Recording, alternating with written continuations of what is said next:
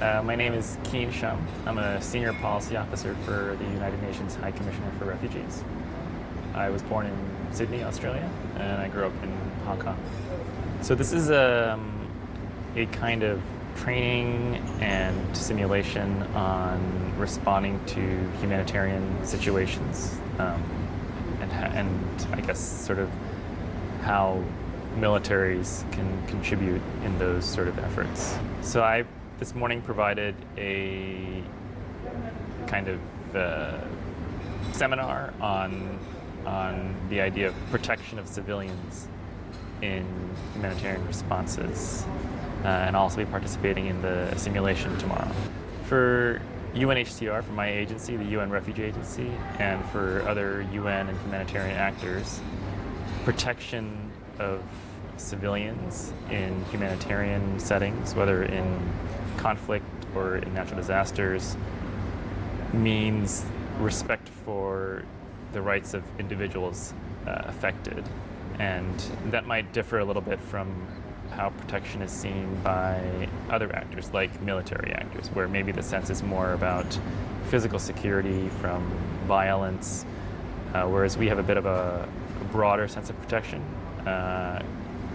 relating to making sure people have access to their basic rights. And we have a mandate to assist in protecting certain groups of people, like refugees. That mandate was given to us by the United Nations General Assembly. Sort of. For UNHCR, for us as the refugee agency, we have a specific mandate to protect refugees. Okay. And that's important because refugees are, by definition, people who have fled their home countries, so they no longer have the protection of their home country, and they need others to step in to protect them.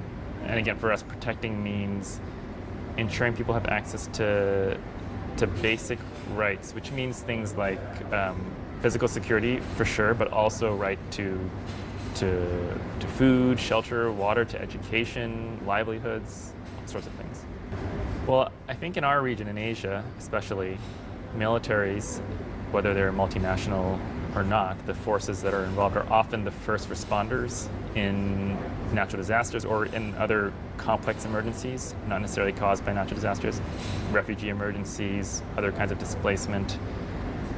Militaries are often uniquely positioned because they have more capacity, more technical expertise, and just more sort of scale to be able to respond to large crises.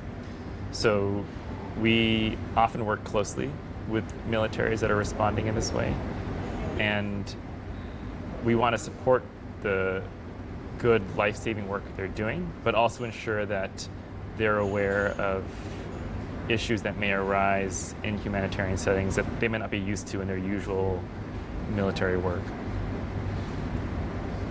It's been great, and I've done this before in past years. It's always refreshing for us because we often speak to people in the same field, and we speak in a certain language and jargon, and we forget that there are key actors like the military out there who don't speak the same language. And so it's refreshing to get questions from them that really go to kind of the core of our work and trying to understand what it is exactly we do. Because, for example, something like protection, we take it for granted that people understand what that means, but we need to be clear about it for other actors who may not kind of understand the humanitarian or UN jargon, but are deeply involved in our work. I think it's always interesting the kind of questions we get from the participants. Today I got a question about what's the UN's position on when refugees should be ready to return home.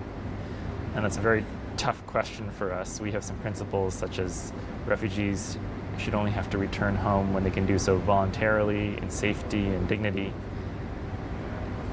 But we often think that we're the only ones concerned about this. So it's refreshing and gratifying to hear that, you know, key actors, a very key actor like the military, is interested in that as well, and is interested in protecting refugees and making sure they don't go home before they're ready.